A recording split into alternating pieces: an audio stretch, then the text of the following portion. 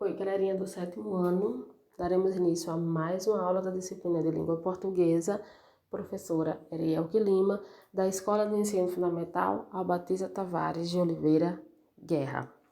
E hoje, pessoal, vamos estudar a atividade 22 do hashtag Estudo em Casa, volume 3, do sétimo ano, do materialzinho do Mais Pike. Essa atividade 22, nós vamos fazer um breve comentário sobre a primeira questão e logo em seguida vocês vão responder algumas questões relacionadas a essa atividade. Então, nessa atividade 22, vocês vão aprender a desenvolver a habilidade de diferenciar as partes principais das secundárias em um texto, ou seja, nessa habilidade vocês vão aprender e praticar um pouco sobre como nós identificamos uma informação principal dentro de um texto, como nós podemos identificar a informação principal de um texto, fazer as diferenciações, o que é a informação principal, qual a informação principal dentro do texto e qual é as outras informações que vêm a complementar a informação principal. Então, as questões relacionadas a esse descritor, que é o descritorzinho do SPAES, o D7, que encontra-se na atividade 22, então nessa atividadezinha, as questões dos enunciados vão se encontrar mais ou menos dessa forma, para vocês identificarem, né? Vocês identificarem onde contém qual trecho de determinado texto determinado texto vai conter a informação principal. Então, nessa primeira questãozinha aqui, não vai ser diferente, né? Vai querer que vocês alunos encontrem onde é que contém a informação principal. Então, no caso, vocês devem, primeiro passo, fazer a leitura atenta do texto, uma, duas, quantas vezes forem necessárias. Logo em seguida, é interessante que vocês dêem atenção ao enunciado, o que pede a questão, e depois olhar as alternativas para ver quais dessas alternativas estão mais coerentes ao que se pede na questão. Então, esse textozinho aqui, vocês vão encontrar na atividade, possui na atividade 22, primeiro textozinho da atividade 22, fala sobre as redes sociais. Pesquisas apontam que o uso em excesso pode causar vício e depressão. Aí logo de início tem, mais uma vez, essa afirmaçãozinha aqui. Usos excessivos de redes sociais podem causar vício e depressão. É o que afirma a pesquisa desenvolvida em 2011 pela Academia Americana de Pediatria.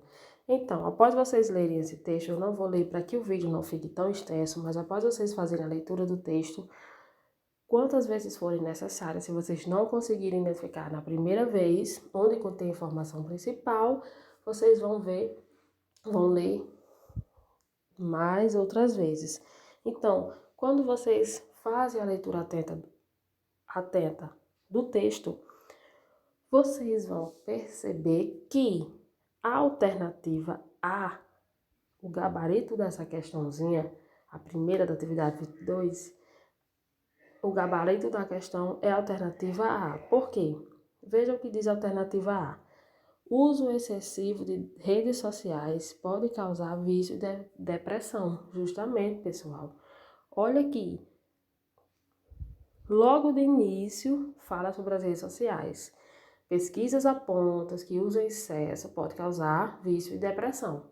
Aí logo no início está dizendo, o uso excessivo de redes sociais pode causar vício e depressão. Então, na A contém informação principal porque é justamente sobre o que o texto está falando. Está falando que as redes sociais usadas em excesso podem causar vício e depressão.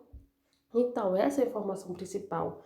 Por que não seria as alternativas B, C e D?